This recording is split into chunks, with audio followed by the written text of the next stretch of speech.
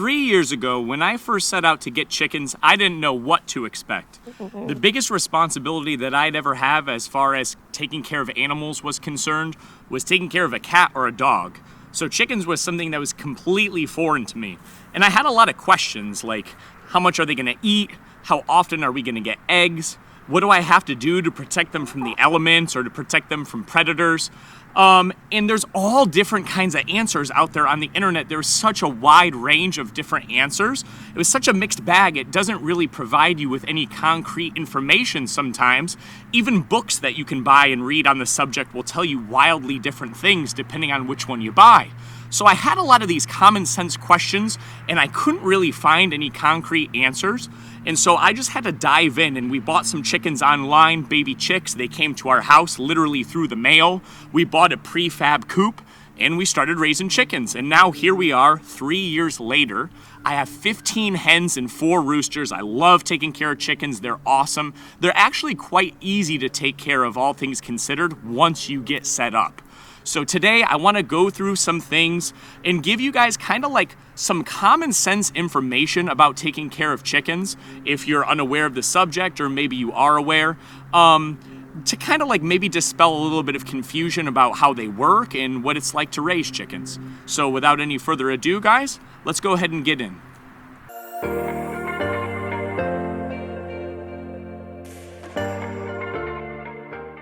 So when I first looked into getting chickens, one of the questions that I had was, well, how many eggs am I going to be getting? Am I going to be getting 1 egg per day per hen? Am I going to be getting 1 egg per week per hen? How does this whole egg thing really work?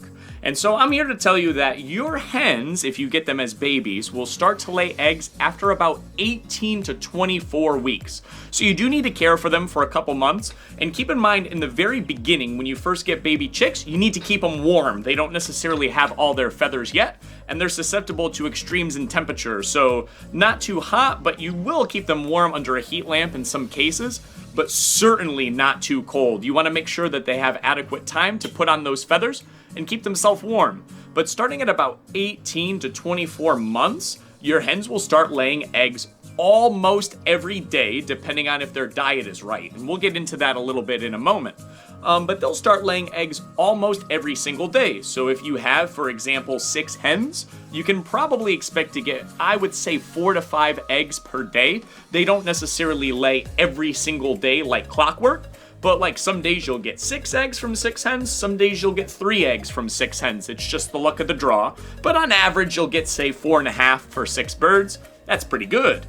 The only thing that I do want to say, because when I started raising chickens, I didn't know this in the very beginning, is even if you live somewhere warm, like we live in Central Florida, hens will stop laying eggs when it gets close to the winter, so the days get a little bit shorter. That signals something, a change in the hens, and days also start getting a little bit colder. So that also signals this change, and the change that I'm referring to is the hen is going to start taking a lot of excess energy that they have, and instead of converting that into an egg for you to eat, they're going to convert it into a small set of under feathers. I don't necessarily know the correct terminology for them. Maybe you guys can let me know in the comments.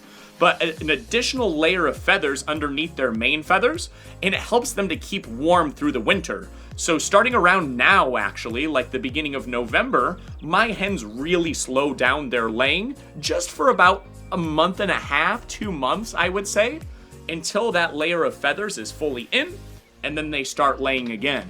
So as long as you're sure that the hens that you've purchased or the hens that you've hatched are of a laying variety, you can expect to get, up to 300 eggs per year, 250 certainly or more every single year from each hen.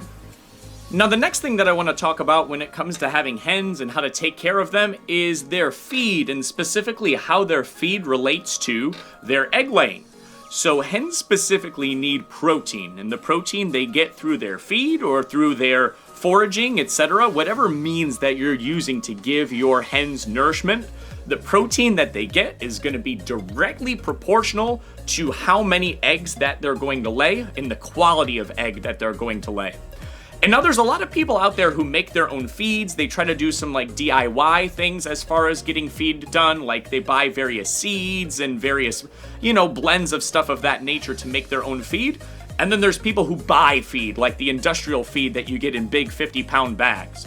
And I actually do that. Even though my girls are free range-ish, I let them out of their coop every morning. They go out into a big fenced-in yard where they have a lot of bugs and insects, different things to forage for and scrounge for. They eat grass, they eat leaves, to their own liking. I always make sure that they have access to a balanced feed, and I kind of leave them to it. I kind of know, okay, they'll figure it out on their own if they need more protein, if they need more calcium. Calcium is actually what they use to build the shells of the eggs. If they need more protein, if they need more calcium, they'll go ahead and choose to graze that feed that I've left for them. And if they're pretty adequate on those things, they'll go out and they'll eat whatever to fill up their stomachs. They'll eat bugs, they'll eat grass. You can even feed them food scraps to a certain extent. I'd be careful with feeding them like a real excessive amount of grains and stuff that's lacking in protein, but chickens are a great way to get rid of your leftover food scraps, and so I would say feel free to do that. So speaking of nutrition and those considerations that you're going to take in getting hens, now would be a great time for me to talk about the sponsor of this video, which is GrubTerra. And they're really awesome. They actually provided me with a bag of these black soldier fly larvae to feed to my chickens and to kind of talk to you guys a little bit about. So GrubTerra is a company that really strives to be environmentally friendly. They deal with a lot of food waste that's left over, and they actually convert that into these black soldier fly larvae. So not only are they cutting down on our waste, but they're giving us these tasty treats. And they're not just for chickens. You can give them to reptiles, fish, birds. There's all different kinds of applications. But these black soldier fly larvae are actually loaded with protein, they're loaded with calcium, and my chickens loved them. I was throwing them out there and they were going crazy for them. So I want to say thank you again to GrubTerra. It's an awesome concept, being environmentally friendly, getting rid of that food waste, and giving me some nice treats for my chickens. So I'm sure I'll be leaving all kind of links below in the description so you guys can learn more about that and maybe consider picking up some of these for your birds. But I think they were great, and I can't thank GrubTerra enough, so thank you again. And so the last consideration, the last little tip that I really wanted to talk about in this video as far as chickens is concerned is going to be protection, or the defense that you're going to need for these chickens. Now, when I first got chickens over 3 years ago, we were living in the suburbs, and I actually wasn't really even sure if we were allowed to have chickens or not. I just kind of did it. But there was like virtually no predators there, very, very, very few, if any.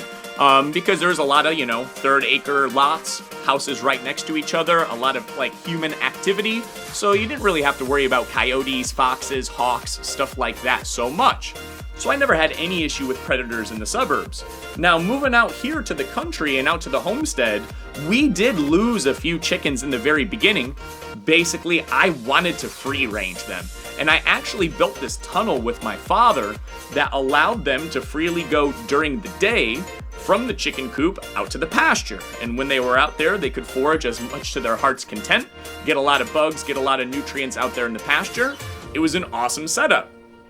Well, what I found was the chickens were getting more and more and more bold. They were going farther and farther and farther out into the pasture, and they were leaving the cover of the trees. So the trees provided a lot of shelter from the hawks, but they were getting too brazen. They were going far out into the pasture, far away from the trees, and we lost a couple to hawks, and then we actually lost a couple to a fox. Now, at the time, I think we had about a dozen hens and one rooster, and the rooster was supposed to be some kind of a deterrent. It was supposed to be some kind of a defense, but I feel like he was having issues with covering all of the girls all the time, especially when they were scattering out a lot in the pasture. So what I actually did was I built this perimeter fence. I built like this yard where we can still let the girls out every day to free range, but it's in a little bit more of a controlled environment. So there's like a specific area where I want them going out into to do their free ranging.